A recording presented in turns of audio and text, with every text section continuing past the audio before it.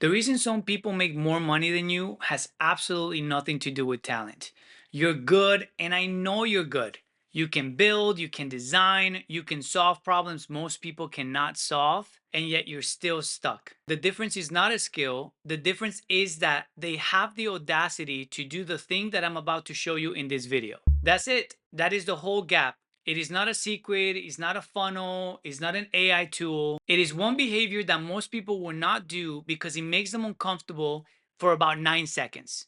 I'm going to show you exactly what it looks like with receipts. If you have been following the series, you know where we are. I found a real business, a golf cart company. I added the owner to my CRM.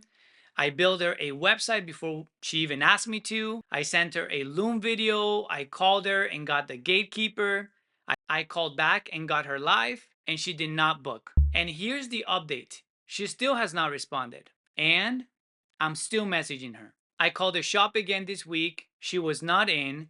I talked to the guy who answered, got the day that she would be back. I wrote it in my CRM, and I'm going to call her again. That is the audacity that I am talking about. It is not loud, it is not clever. It is just that I have not stopped, and most people would have stopped 4 touches ago. Some of you watching this right now are her. You booked a call and you did not show up. You told me you will get back to me and you never did. You read my message and you left it sitting there. Now, I'm not calling you out to make you feel bad. I'm calling you out because you're about to watch me explain exactly why I'm still going to message you. Here's what I believe. If I can help somebody, I owe it to them to get them out of their own way. That is not pushy. That is the job. The version of you that is stuck is not going to raise their hand. That is what stuck means. Someone has to keep reaching. So yeah, you're going to hear from me again. And by the end of the video, you will know exactly why. So let me show you where people actually stop. I run coaching sessions with my clients every single week. And last week we did a live prospecting session. Real phones, real calls, and right live on camera. And in the middle of the call, I asked them a simple question. You send someone a message and they do not respond. What do you actually send next? The first person came fast and said, "Did you get my last message?" The second one said, "Let's do a question mark." The third one, somebody dropped a sad cat emoji. And then the room went quiet. Nobody had a fourth message. Now keep in mind, these are not beginners. These are experienced web experts, people who have been running businesses for years. And yet we collectively ran out at 3. Do you actually believe that a room full of business owners could not think of a fourth message? Of course we could. That's not what happened. What happened is one of the guys said it out loud. He said, "I don't want to sound desperate. I don't want to be the annoying guy." There it is. We did not run out of messages. We hit a line in our own head that said, touch number 4 is where you become annoying. That line is not real. Nobody put it out there. No prospect ever told you it exists, but it is the ceiling that keeps you broke. And it is the reason the guy with half your talent is making twice your money. So let me stop talking about it and show you. This one is one of my prospects, and for privacy reasons, I'm going to call him Bob. So here is my conversation with Bob. Just a little side note, notice the date, August 13. And this is the last message that I've sent Bob. But let's go to the very beginning. All right, let's take it from the bottom. So Bob books a call July 24, 25. Just know this was a year ago. We confirmed the call. By the way, I recommend doing this. My assistant always confirms my calls. You should be confirming your calls too. That way, nobody's wasting time. And so Bob didn't show up to the call, but then he did say, "Sorry, I'm extended with the meeting with the client." So no show, reschedule. And then August 5th, 2025, we sent a reschedule message. He didn't respond. "Hey, circle back. Did you get my message?" He didn't respond. "Hey, if you'd like to reschedule, did I do something wrong?"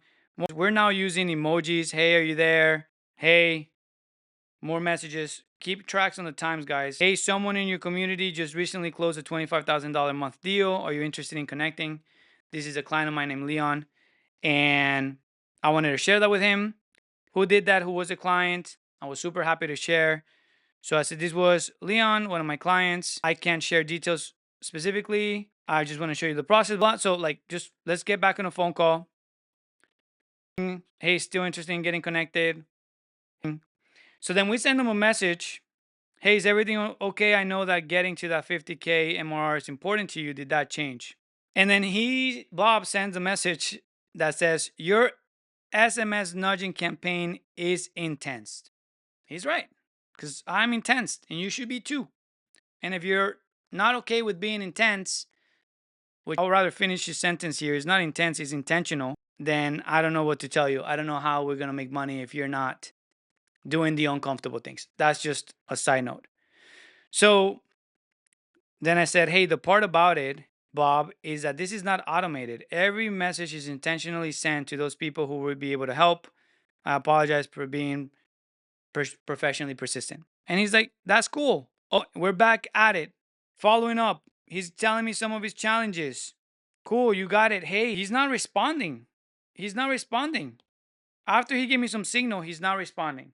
So then I said, hey, can we chat this week? What's stopping you? And he says, probably the mind numbing amount of text you're sending. Good. It's perfect. Great. Let's go. Hey, are you there?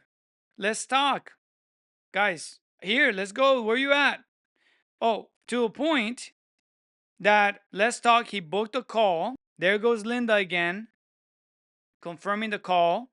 So July 2nd, he booked a second call. Okay, it's been a year. He booked a second call. Again, process is consistent, which you always want to confirm your calls. Again, it's showing up right there. We're not changing how we do business. That's how you grow a business. He said confirmed. He was 3 minutes late.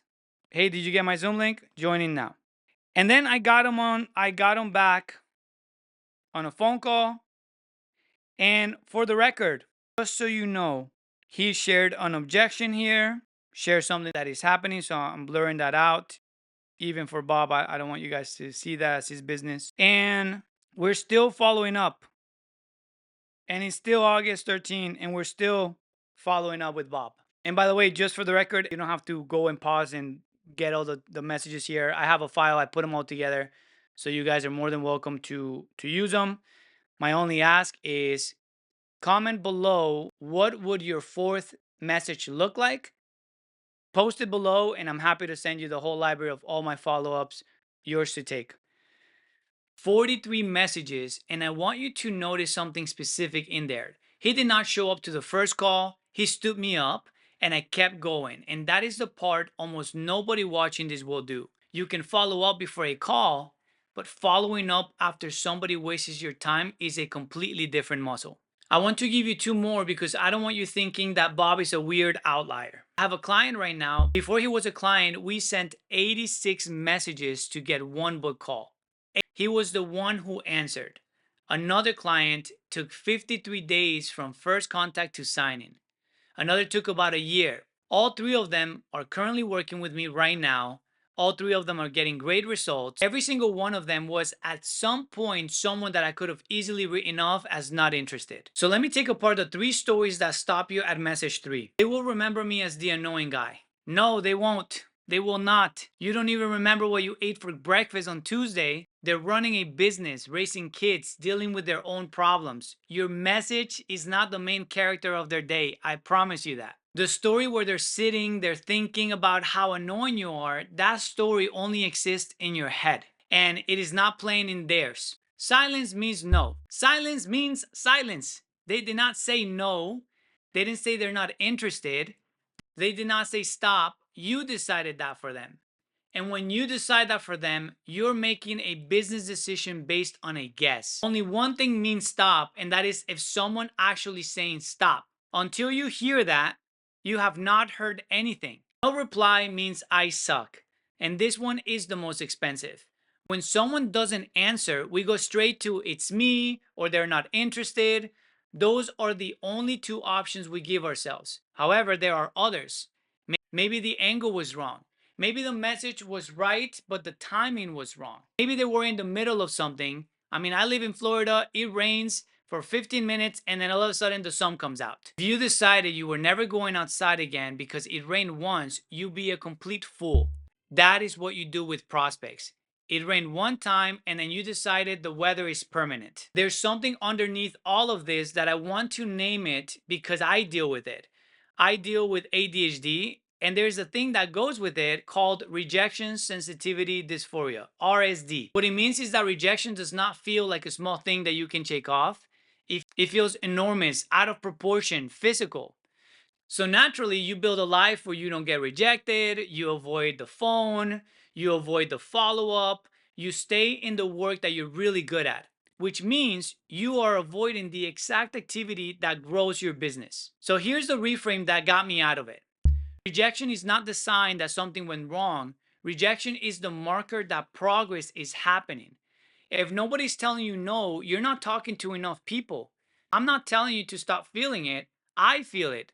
I felt nervous on every call I made this week. I'm telling you to stop treating the feeling as instructions. So I got Bob on the phone, 43 messages later, a no show, more messages, and I got him. And then he disappeared again. He is ghosting me right now, today, as I record this. I know what you're thinking, so what is the point? Here's the point. I'm not following up to close him. I'm following up because I can help him and he has not told me to stop. Those are the only two conditions that matter. Not whether he answers, not whether he buys, not whether it works. If closing was the condition, I would have stopped and quit and message forward like everyone else. Follow up is not a closing tactic. It is just what I do until somebody tells me to stop. That is the whole thing. One side note before I close this out, and I think it's the most uncomfortable part of this video, you're on both sides of this. You're the guy waiting on a reply. You're also the guy who left someone red last Tuesday. The proposal you never responded to, the vendor who followed up twice and you just let it die, the person who sent you a message and you thought, I will get to that, and you never did. I did too. I'm not standing here clean. I am not a saint. But here's what I've noticed. Ghosting is not a decision, it's a habit. And once it is a habit, it does not check who is on the other end. It runs on your clients, your leads, your partners, the person you owed an answer to. You cannot build a business on conversations and be sloppy with conversations. So practice the other thing.